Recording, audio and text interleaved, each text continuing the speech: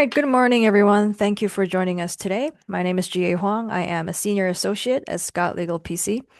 Today, we're going to spend some time talking about the H-1B visa, which allows individuals to work for a U.S. employer in a specialty occupation. So, just a few things to go over before we get started. Scott Legal is a full service immigration law firm, which means we do have expertise handling a wide variety of visa categories suited for various circumstances. So, whatever your immigration needs may be it a family based, employment based, or investment based immigration matter, we can help you find a solution. We will be continuing this webinar series, and we are doing at least 2 webinars a week on different immigration law related topics. And at the end of this webinar, we will be sending out a few things for the benefit of all participants. We will send you a copy of the PowerPoint that has all the information that will be covered in this webinar. We will also send you a comprehensive guide with regards to the H-1B visa, which is a booklet of information that you can use as a reference. We will also send you a link that you can follow to sign up for the additional webinars that are coming up in the future, and also a link to this webinar as it will be recorded. This webinar will also be made available on YouTube, and we do encourage you to subscribe and hit the notification button as we regularly do upload a variety of immigration law related videos that can be informative and helpful to you. Finally, we'll send you a link that you can follow to set up a consultation should you wish to discuss your case in further detail with any of us. Today, we're very lucky to have Kelly Weiner, who is a partner at Scott Legal, with a wealth of experience in the H-1B visa, who will be presenting about the requirements and the procedures of applying for an H-1B visa and the main considerations. And I will also be your panelist. Finally, if you have any questions, please feel free to add them to the chat box or use the Q&A function, and we will try and get to all questions. Now then, I will start the presentation by going over some of the basic information about H-1B visa and and eligibility. All right. So what are the H-1B visa requirements? Generally speaking, the H-1B visa is a work visa that allows a foreign national to come to the United States to work in a specialty occupation for a U.S. employer. Specialty occupation is a technical term, and we will explain in more detail in later slides. But generally, it means a job that involves the theoretical and practical application of a specialized area of knowledge, which would normally require a bachelor's degree or higher in that specialty to do this work. Examples include architecture, engineering, accounting, graphic design, and many others. So to be eligible, the foreign worker must have at least one of the following credentials. First, a U.S. bachelor's degree or higher, required to practice that specialty occupation. If, for example, if it is for a lawyer position, you would want to show that you have a law degree. You can also qualify with a foreign degree if the person can obtain a U.S. education equivalency report that confirms that that foreign degree is equivalent to a U.S. bachelor's degree or higher in the specialty. You can also qualify with an unrestricted state license, registration, or certification, which authorizes you to fully practice the specialty occupation that you're applying with. Or you may also be able to meet eligibility with equivalent work experience. For those without a traditional 4-year bachelor's degree, there is a 3-to-1 rule that applies. So 3 years of specialized work experience is equivalent to 1 year of formal education. So for example, if you have 12 years of specialized work experience, that can be considered the equivalent of a bachelor's degree. The other requirement is that the H-1B applicant must have a job offer from a U.S. employer. And in addition to this, the salary offered to the worker must meet the prevailing wage requirement, which is that it must equal or exceed the average wage that a person of a similar position would earn in among the U.S. population. Now, the other requirement is that the position itself must be a specialty occupation, such that you must meet at least one of the below criteria. A baccalaureate or higher degree, a bachelor's degree, should be normally the minimum requirement to work in that particular occupation. For example, If you are an accountant and if it is normally required for accountants to have a bachelor's degree in accounting or a related field, that would qualify as a specialty occupation. The degree requirement must be common to the industry in parallel positions among similar organizations, or in the alternative, an employer may show that its particular position is so complex or unique that it can only be performed by an individual with a relevant degree. The employer itself should normally require a degree or its equivalent for the position, or that the nature of the specific job duties must be so specialized and complex that the knowledge required to perform the duties is usually associated with the attainment of a baccalaureate or higher degree. All right, so now let's shift gears a little bit and talk about the mechanics and logistics of applying for an H-1B visa. So when can I apply for an H-1B visa?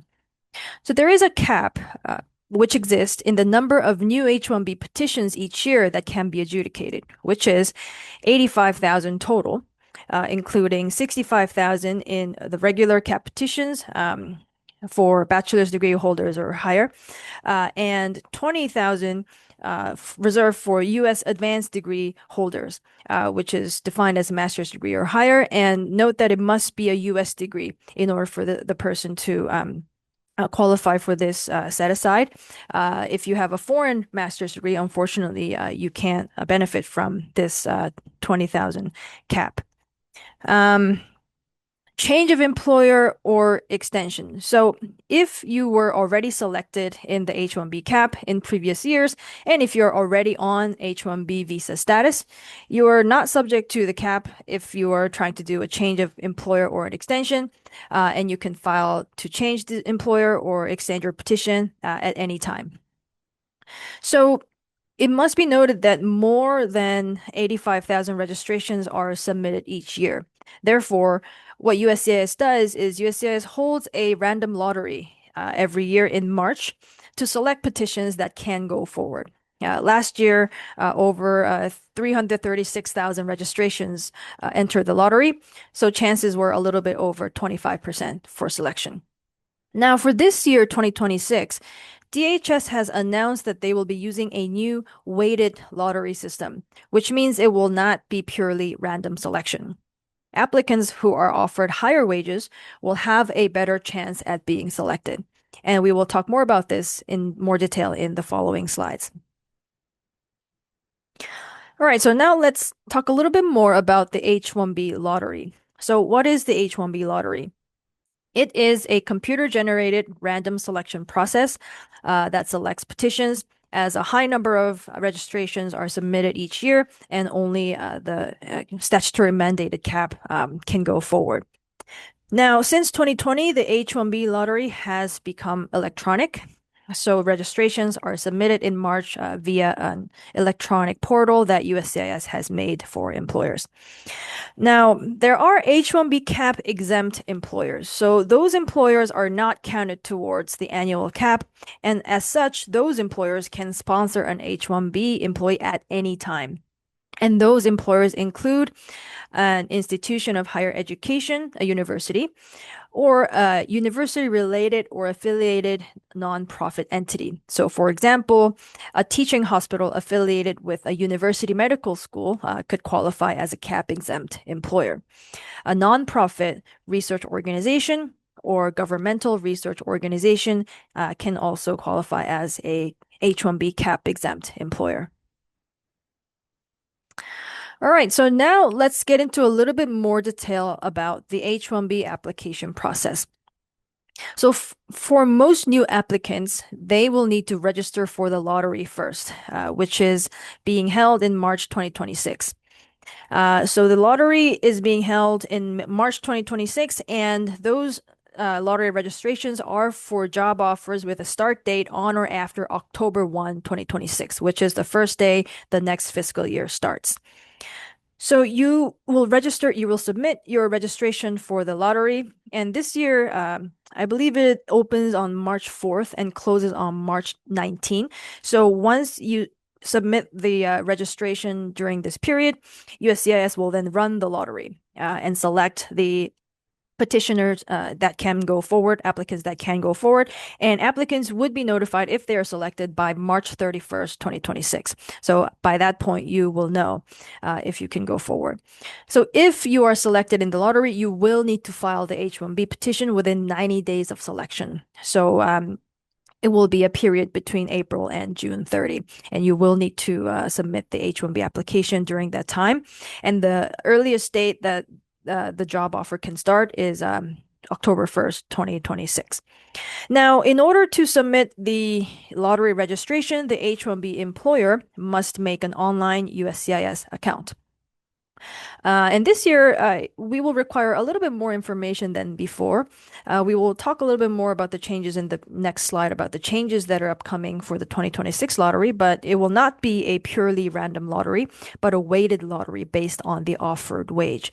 As such, the offered wage and the type of job will need to be disclosed upfront, and it will be difficult to change this later.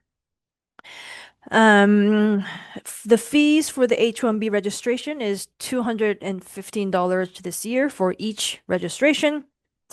And once you are selected in the lottery, the application process will proceed like this. First, the employer will file a labor condition application with the Department of Labor, which will then return a certified version. And then the employer can file an H-1B petition. Now, normally, the H-1B petition can be filed either as a change of status application, if you're currently in the United States maintaining status, or via consular processing if you are abroad and will need a new visa to enter the United States on H-1B status. However, it is very important to note, as you may all know, that in September 2025, President Trump announced a proclamation imposing a new $100,000 fee for new H-1B visa applications that are processed abroad. That means not as a change of status, but as a consular processing case. At this time, change of status petitions within the United States are exempt from this fee. However, applicants who are applying for a new H-1B visa from abroad will be subject to this fee. So that is definitely something to keep in mind. All right, so now let's look a little bit closer at a table which compares some of the elements that will be changing in 2026 with the new H-1B lottery that is being weighted based on the offered wage. So, with regards to the selection method, the current lottery system uses a pure random selection, whereas the new lottery system for 2026 will use random selection but with wage level based weighting. Now, with respect to whether it is a beneficiary-centric system, it is true with the current lottery system that one unique registration is afforded per beneficiary. And this is generally also true for the new lottery system in 2026. One unique registration is afforded per beneficiary. And if there are multiple registrations submitted, USCIS will use the lowest wage level registration if that happens to be the case, and it will still be one unique registration allowed per beneficiary. Now, with respect to the wage level, the type of position, which is represented by what is called an SOC code, and area of intended employment, none of those elements were a factor in the current lottery system. However, with the new lottery system for 2026, the odds will differ based on the offered wage, basically, which is given a highest wage level based on the position, the SOC code of the position, and the area of intended employment. There are different data points that are applicable for based on the position and the area of employment, and the wage level will be assigned accordingly. So the offered wage will definitely be a very important factor in the odds of selection. So the way that the new 2026 system will work is that applicants who are offered a level 1 wage will be afforded one entry into the lottery. Applicants who are offered a wage that corresponds to level 2 within the data, they will be given two entries into the lottery. Applicants who are given a wage, offered a wage that is equivalent to level 3 within the data, they will be given three entries in the lottery, and level 4 wage offers will be given four entries in the lottery. Um, Similarly to the current system, there will be an advanced degree specific lottery for applicants who have a U.S. Master's degree or above. And it will still be a similar system. So it will be random selection, but this year it will have wage level based weighting as well in the advanced degree lottery as well. Now, let's talk a little bit about the expected advantage or disadvantage based on the wage level. Based on the average volume distribution of applicants on each level, the government has predicted the percentage change of the selection chances, and I've written it here. So for applicants who are registering with level one wage offer will likely see a 48% decrease in the selection chances. Applicants who are offered a level two wage will actually see a modest increase in selection chances. For level three, a 55% increase in the selection chances, and level four, more than 100% increase in the selection chances. And keep in mind, these figures are predictions only based on historic distribution data, and this may change based on shifting patterns in, the wage level that are being offered for new registrations in 2026, maybe based on the new strategies that petitioners may use because of this new system. So let's talk a little bit about the key considerations that employers and beneficiaries should think about when they are preparing for this year's registration. So the important point to keep in mind is that the wage strategy will directly affect the odds of selection in the lottery for this year. Positions with entry-level wages, for example, a level one wage, will remain eligible to participate, but definitely will face a lesser chance of selection, as we went over in the previous slide. As such, employers may choose to offer higher wages to perhaps get the registration to level two or above to increase the chances of selection.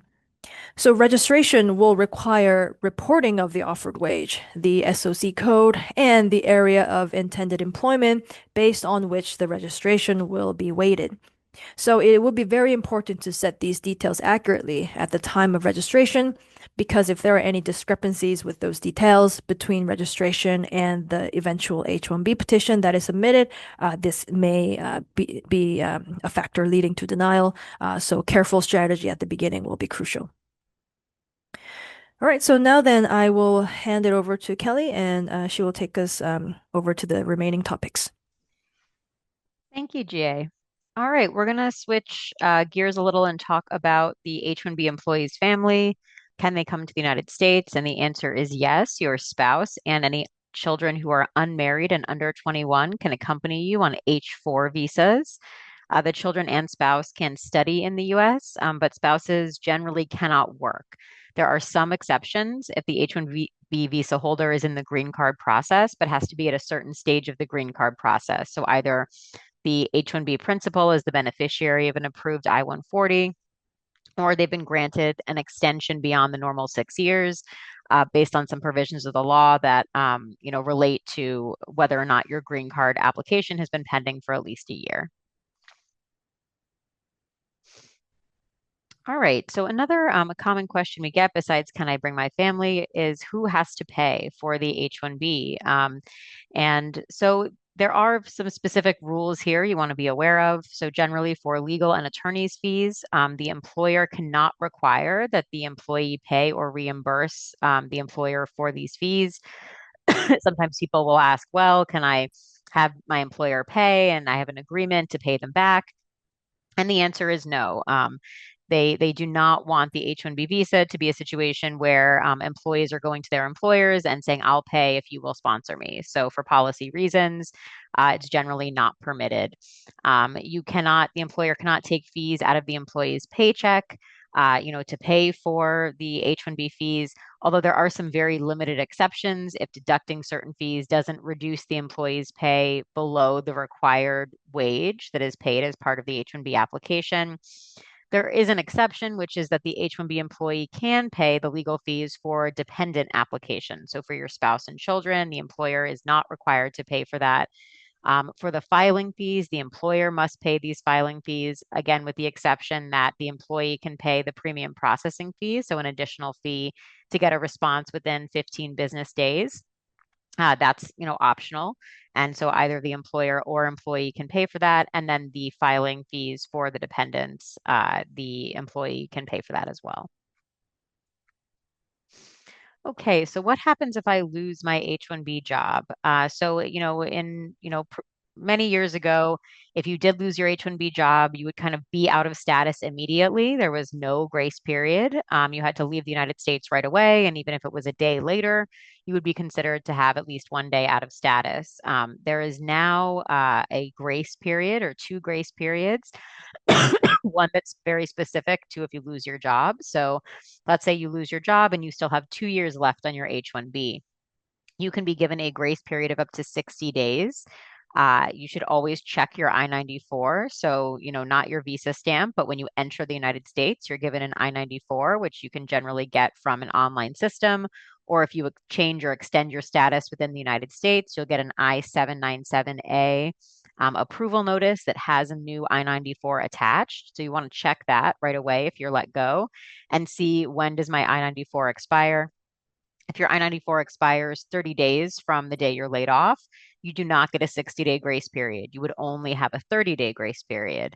But if your I-94 is valid for, let's say, another year or 2 years, you would have that 60-day grace period. And in that time, you can look for a new job. You can file to change your status to another status. You can, file to change your employer if you get a new H-1B employer.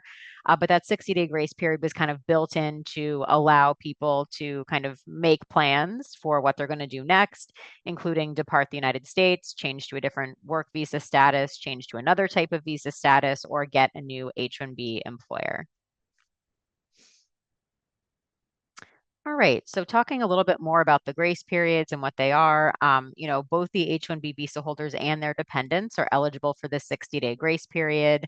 However, this grace period is discretionary. You also cannot work during the grace period. So even if you're applying to transfer into another kind of work status, you have to wait until, if it's kind of a TN or an E2 or something until an approval. Or if you're porting to a new H-1B employment, you can choose to either wait for the approval or under porting rules, start to work once the case is properly filed. There's also a 10-day grace period. And this is relevant for kind of entering the United States and then kind of leaving the United States at the end of the H-1B, visa period. So generally, when you get your H-1B visa stamp, even if you're depending on the dates of your approval, you can be granted a stamp that's valid for at least 10 days prior to your H-1B approval notice start date. And then they can also give you 10 days at the end. And these, again, are meant to just kind of ease the transition, give you some time to come into the United States before your first day of work. But they don't always grant these, particularly if you're kind of traveling in and out, and going to Customs and Border Protection. You always want to check your I-94. Sometimes they give this 10-day grace period. Sometimes it's on your visa stamp. But your I-94 is what's going to control your status in the United States. So you always want to double check it because they will not always give this 10-day grace period. Also important to note, you cannot work during these 10-day grace periods. So even if you do have that ability to stay, once your H-1B approval notice that authorizes your work has, once that date has expired, even if you have this 10-day grace period, you should not be working, during that grace period. It is important, I want to mention here that the 60-day grace period, it is discretionary. And, while it has not been the standard practice, there have been instances where, people, the employer, once they let go of the employee or the employee, decides to leave, they are required to notify the government that the person is no longer working under that H-1B within 30 days of the termination. So that's something to keep in mind because there have been some instances we are aware of where people have gotten, notices to appear or contact, from kind of immigration court about being in the United States without that status. It's not a widespread practice yet, and it's something that we're very surprised to see because people are here in their grace period. But because it is a discretionary decision, and we're currently in an environment where discretion is not always being, exercised in favor of immigrants, you want to keep that in mind that maybe you want to make plans to change your status, depart, what have you, within 30 days as opposed to 60 days. All right, how many times can I renew my H-1B visa? So you can be granted the visa for up to 6 years in 3-year increments. Also, if you're kind of qualifying and you are the owner of a company, you can be granted in 18-month increments at this point in time, but up to 6 years total. But only time spent in the US counts towards these 6 years. So sometimes you can file what's called a recapture petition. Let's say that you were here for 6 years, but every year you spent a month outside the United States. As long as you have proof that you are not in the United States, this can be things like your travel history, your flight, tickets, stamp, passport stamps. This can be used to file to try to recapture that, for example, 6 months of time that maybe you were outside the United States over the time that you were here. There's also some exceptions that allow for extensions beyond 6 years when you're in the green card process and you've hit certain, kind of goalposts within that process. So one would be the lengthy adjudication delay. And this is, you can get a 1-year extension if 365 days have passed since either the filing of a labor certification with the Department of Labor or the filing of an immigrant petition, I-140 with USCIS. And labor certifications right now are taking, 16 plus months to be adjudicated. So this is something that, can be very relevant if your employer got started with the green card process late, and you didn't have time to complete it, before the 6 years were up. You also may be able to get an extension if you have gotten to the stage of the green card process where you have an approved I-140, but you cannot get your green card yet because of the limitations on green card availability for certain people. So there are backlogs right now, generally for worldwide for EB2 and EB3. Uh, there are also extensive backlogs for people who are born in India, and also long backlogs for people who are born in China. And so, for these applicants, if you do get to the stage of the green card process and you have this approved I-140 but cannot yet proceed to file your green card, you can go ahead and file for that 3-year extension. You include proof of the visa bulletin that shows I'm not able to file for my green card yet. All right. Do you need an H-1B to apply for a green card? So this is kind of a common misconception. I think people, are sometimes under the impression that in order to get a green card, you have to come be on a temporary visa for some period of time and then go to the green card process. And that's really not the case. But it's also not the case that kind of being on a temporary visa for some length of time automatically gets you, into the green card process. You don't have to be on an H-1B to apply for a green card. That being said, there are some large benefits to being on an H-1B when you apply for a green card. So one benefit is that the H-1B is one of the few work visas that allows for what we call dual intent. And this means that you can be on a temporary visa in the US and also have the intent to apply for a green card and reside permanently in the US. There's many visas, for example, the TN visa, the F1 student visa, where they have very high standards where the applicant has to prove they do not intend to live in the United States full time. They don't have the intent to get a green card. And if the officer feels they have that intent, their visa application can be denied or they can be refused entry to the United States. So the H-1B, that is a really large benefit for people, especially if they've been working in the US a long time. They do want to have a green card. Being on the H-1B means you don't have to kind of navigate some of the timing and other considerations of visa renewals that might happen if you're on a visa that doesn't allow that dual intent. Um, Also, if you are on an H-1B visa and you do end up filing your green card application in the US for an adjustment of status called the I-485, you can still travel on your H-1B as long as you have that valid H-1B visa stamp in your passport and you're coming back to work for the same employer. You have that ability to travel even while your green card application is pending. For most people, they don't have that ability. Once they've filed the I-485, they have to stay in the United States. Otherwise, they will be found to have abandoned the green card application. While they can't apply for travel authorization, those applications are taking a very long time, 9, 10 months, sometimes even, up to or over a year. And so in those situations, having that H-1B and therefore the ability to travel easily is a very large benefit. The other benefit to being on an H-1B is that if your immigrant visa category is backlogged, like we just talked about, EB2 and EB3 are both backlogged worldwide. There is a process for extending your H-1B status while you wait for the immigrant visa to become available. So you can continue to keep your underlying status. You don't have to leave the United States. Like, let's say you're on an L visa, an L1A, or an L1B, and once you've used up your 5 or 7 years, you don't have an ability to keep extending. You either need to have filed your green card application, got an alternate work authorization, or look for another visa category to transfer to. So if you're on the H-1B, you do know that there is that ability to kind of continue extending your status, up until your green card, category becomes current. Again, assuming that, your employer is still willing to sponsor you for that green card. All right, what is the green card process after an H-1B? So we're going to talk about kind of the most common, process people follow. If you're on an H-1B working for a U.S. employer, very common process to get a green card is your U.S. employer will sponsor you for a green card under the EB2 or EB3 categories. So this is, called the PERM process.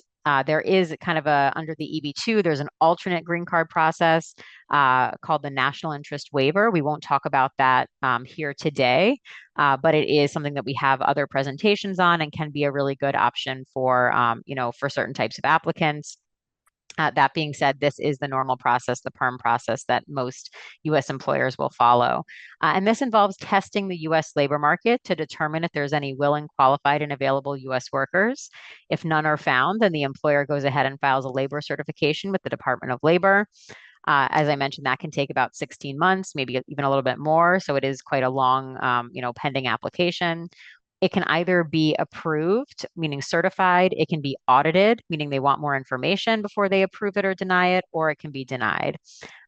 Once it's approved, the employer can file the Form I-140 with the government, along with proof that the employer has the ability to pay the prevailing wage, and also proof that the employee meets all the criteria that were tested for in the labor market. So they have the degrees, the experience that are required for the job. If a visa is available, the employee can then also apply for their green card with the adjustment of status. They can also choose to apply for the green card through something called consular processing. That's where the approved I-140 gets sent to the National Visa Center and then to the U.S. consulate where the person is residing or most recently resided before they moved to the United States, and go ahead with the green card. But that can only happen once the priority date is current. The priority date is what is set when you file your labor certification.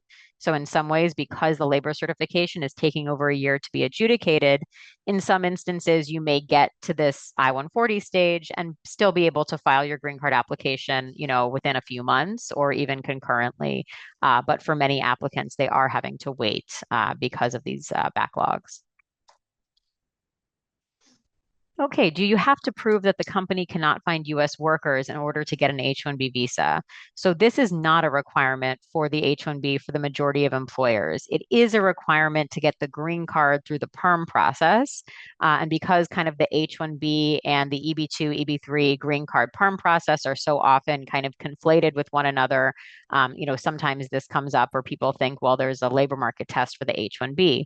Generally, there is not. However, for some H-1B employers, H-1B dependent employers, where they have a certain percentage of employees who are H-1B workers or willful violators, people who have found to not be in compliance with the H-1B program, they do have to attest that anyone they hire under the H-1B will not displace U.S. workers and take steps to recruit for U.S. workers for the H-1B position before filing an H-1B petition. But that is not the situation for the vast majority of H-1B employers. That's a very kind of special, niche situation for people who are, again, like either hiring lots of H-1B, employees and have a very high percentage of H-1B employees in their workplace, or have already been found to not be in compliance with the program. So again, testing the U.S. labor market to determine that there's no U.S. workers who are willing, qualified, and available for the job. That is a green card requirement for the perm process, but not a requirement for the H-1B. All All right. right. Great. Thank you, Kelly, for sharing your insights. I don't think any questions have come in yet. I'll just give maybe like 30 more seconds to see if anyone has final questions.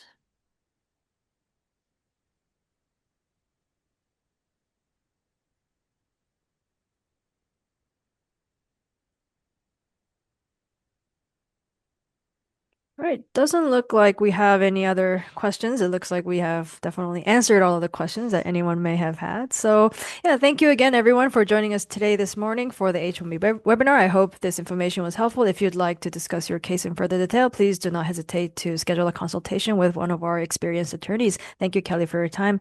Thank you, everyone. Oh, Thank you. we just have one one question: how to change from a TN visa to a green card?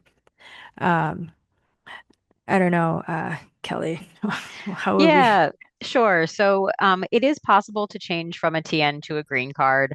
It can be more challenging because the TN does have this requirement for non-immigrant intent. So it's very kind of, you have to think about at what time you're filing your I-140 petition. And perhaps, let's say you get your TN and it's valid maybe for 3 years. You want to start, you want to think about, maybe you start the perm process, maybe you get to a certain place, maybe you renew your TN right, before you file your I-140. So while it is possible to change, you may need to do consular processing. You may have a problem, renewing your TN, and you do want to kind of plan it with your immigration attorney, kind of discussing exactly, those concerns before you, but it is possible to do. Yeah. All right. All right. Thank you so much. Great. Well, thank you, everyone, and hope to see you at one of our next webinars. Thank you.